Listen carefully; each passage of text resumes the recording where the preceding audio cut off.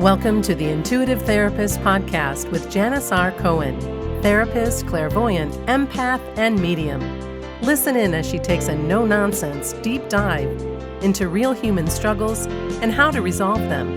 Janis will share channeled information from her spirit guide team, as well as the angels and archangels, to help you master your emotional, physical, financial, and spiritual destiny. And now, Janis R. Cohen. Hey y'all, this is Janis Cohen, the Intuitive Therapist here on the Intuitive Therapist Podcast. Hello y'all. We are in mid-February, cannot believe it. This year in so many ways is going fast and slow at the same time. That said, I want to talk to you about the topic of helplessness today. And I think it's so important because the times that we're in are challenging. And then even outside of COVID, we have life to contend with. And over the past several years, I have experienced several times where I felt like I really had no options. And while my gut let me know that wasn't true, my mind did a hell of a good job convincing me that I was entirely and beautifully screwed. Helplessness is a funny thing, isn't it? I mean, it has a way of all of a sudden taking the wind out of you and knocking you to the ground, just like a total knockout. Helplessness is it's really good at persuading us to give up, to accept defeat, and to internalize perceived failure as if we were personally and permanently flawed. Early on in this podcast and on multiple occasions, you know that I've spoken about the power and influence of resistance, probably much earlier on in the podcast. So you probably would have to go back to the first half of the sessions that I've posted. And just like resistance, helplessness' power, it's insidious, it's cutthroat, and it's relentless. Just like resistance, helplessness, it's slithering, poisonous, and equally as potentially deadly if you allow it to be. Doing the work that I do for as long as I've done it, almost 30 years, y'all, one thing I have become cognizant of is how much we allow our emotions to determine how happy or miserable we are. Today's episode is designed to help you get out of that headspace of helplessness and into the heart space of resilience. And the truth is that we aren't helpless at all. 99% of the time, we really are not. Only unless we are tied up and bound literally, and our safety is being directly and fatally at risk. Outside of that, we really aren't helpless. There's always a way out and always more options than we could possibly know in our mind. I know I'm not the only one who has felt helpless and defeated in certain moments in my life. I'm sure you have. And my hope is that if you're feeling helpless right now, that by the end of today's episode, you realize and accept that you're not. Most often, feeling helpless follows unexpected disappointment. Fear sets in and we quickly feel trampled before we even get a foot out the door. I know for me, when stress piles up, I can become overwhelmed. I'm human. And maybe for a moment or even days, I can feel like I'm trapped with no way out. I'm just like you. I hate feeling that way. I mean, I really hate feeling that way, and I hate very few things. When I feel helpless, I feel angry. I feel anxious, scared, uncertain, and I feel lost. If you've been a listener for a while, or even if you're listening to this podcast for the first time, I have repeatedly spoken about how I had for many years of my life felt angry at life. I wasn't taught how to overcome. I wasn't taught how to use adversity to give me a leg up, nor was I taught how to look at what I experienced from a different perspective. Don't get me wrong. I got a lot from my parents. I just struggle with those things. I lived very concretely in my perceptions, beliefs, and emotions, And I would often get stuck there, and I couldn't move. I was paralyzed emotionally many times in my life. But what I found most interesting is that when I look back on my emotional and psychological evolution, I see one thing that helped me change the way I experienced helplessness. And that one thing was simply, yet profoundly, doing this. Reaching a point where I was so sick and tired of feeling helpless, I couldn't stand it anymore. And that level of intolerance within me helped me reinvent myself in those moments of perceived defeat. In other words, I was able to bounce back. I got sick and tired. I've had to talk myself off the proverbial ledge of helplessness more often than I care to admit.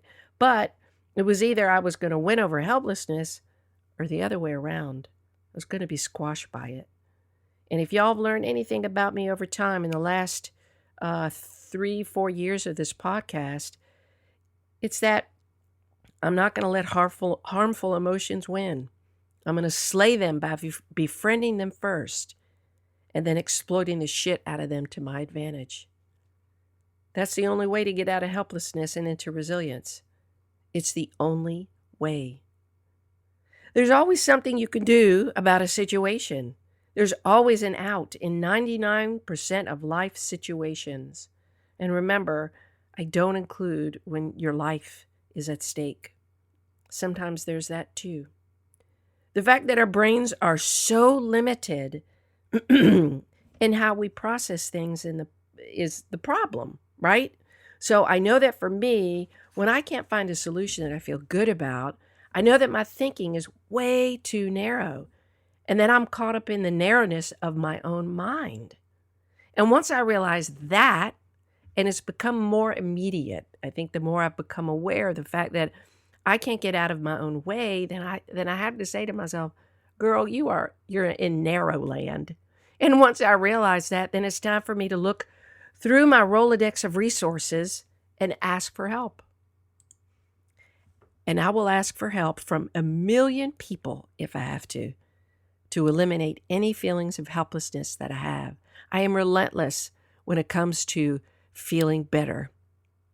I refuse to tolerate feeling helpless ever. Shit happens in life. You may have had your heart too heavily set on an outcome. And when there's a delay, a setback, or an elimination of that particular outcome altogether, it's like your world's falling apart. And you feel like square one is the worst place you could be. Well, my friend, you could not be further from the truth. Square one can be the most amazing place to end up. You get to start over. You give yourself the permission to make a new plan. If you can stop feeling sorry for yourself long enough to take a few breaths and get your game face back on. What's the opposite word for feeling helpless? Control, right? Well, we all know how our quest for control can backfire on us, don't we? So let's look into the gray space between helplessness and control. And when you look there, you will see an endless vastness that gives you the moments to breathe, to relax your thinking mind, and to open up your awareness to your higher mind's wisdom. It's in this gray space that the most brilliant resolutions happen. The gray space is your golden ticket out of helplessness and into resilience. When we feel helpless, it probably happens, in my opinion, for several reasons. I'm going to talk about a few of them. And maybe as you listen today, you're going to come up with some other reasons. But just remember, just because you might be able to or attempt to justify feelings of helplessness doesn't mean that justification is valid or that you need to lean back into it at all. When you feel helpless, you must become aware that you are resisting change and that you're dealing with disappointment and nothing else. That's what pretty much anything is in life. It's an experience of highs and lows, successes and disappointments. Look, the one thing, we all know about life is that change is constant. So why are we so resistant to it? Why does change seem so shitty? Well, simply put, change pushes us to move away from our rigid expectations about how we think things should be. You know the saying, you plan and God laughs? Well, it's a very noble truth. In reality, there is no such thing as control for anything or anyone outside of you. So why do you keep trying to control those things? Is it an effort in stupidity? No. We all do it. We all do it. But look at where you have felt disappointed in your life. Where have you held too tight to an outcome? And where do you need to loosen up your hold on your expectations? We resist change because it scares the hell out of us. We have no control over what could happen. We are plopped into the abyss of change, and we either drown or we swim to shore. We either thrive or we die. And y'all know I happen to prefer thriving. How about you? The thing about life and helplessness is that you have to be ready to roll with the changes. If you fight against them, you only prolong your pain and misery. You may not like what you have to deal with. Who wants to deal with anything negative? But you can't avoid change happening. So, get a different game plan when change shows up. Learn to look at change as having a higher purpose in your life. Look at change as having a positive intention for you. We aren't supposed to live our lives feeling punished. Just a little FYI. In fact, we're supposed to live our lives feeling the exact opposite. There are a lot of crappy things that we will go through, but staying in the shithole of feelings that comes with those experiences is not what is meant for us. You either use your life circumstances to get ahead, or you will create and prolong suffering. It is that simple. One brilliant way to circumvent feeling helpless is this, is to focus on what you do have influence over. Perseverating and overthinking over something that you can't control is a total waste of your time. Look at your life, my friend, in terms of each day, not in terms of its monumental and whole experience. Do not get stuck on focusing on the future that you cannot control. I've done it myself. I try to stay as present as possible, but my God, we want to rush into the future so we can be prepared, huh? Reality is you just have 24 hours at a time to work on you and to live.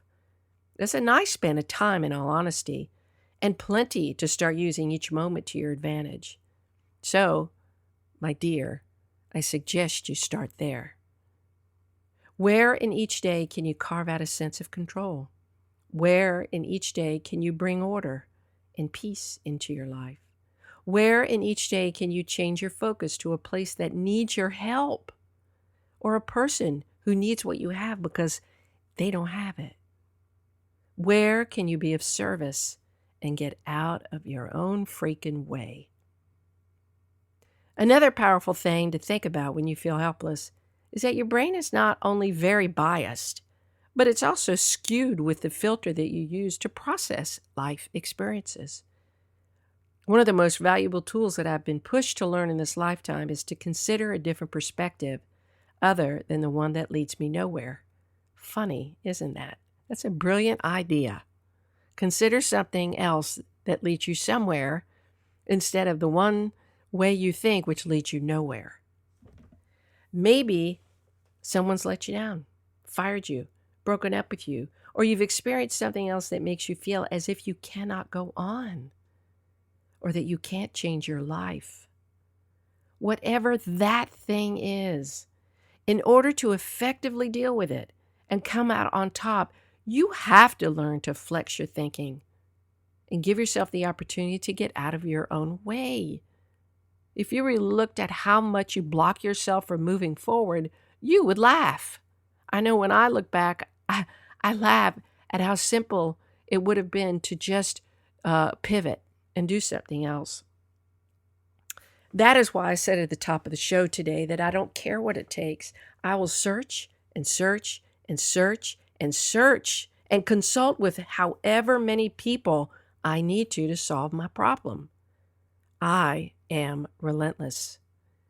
I have some very valuable people in my life, colleagues, spiritual friends and mentors, family members, and straight talking friends who have known me all of my life, and they will give me their opinion when I'm too caught up in my own, not because I need to hear what's nice, but because they know me well enough to tell me what I need to hear because it's best.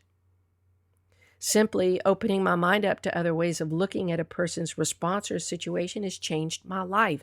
And don't think I don't need constant reminders to stop my own way of thinking, because I do a great job of convincing myself about truths.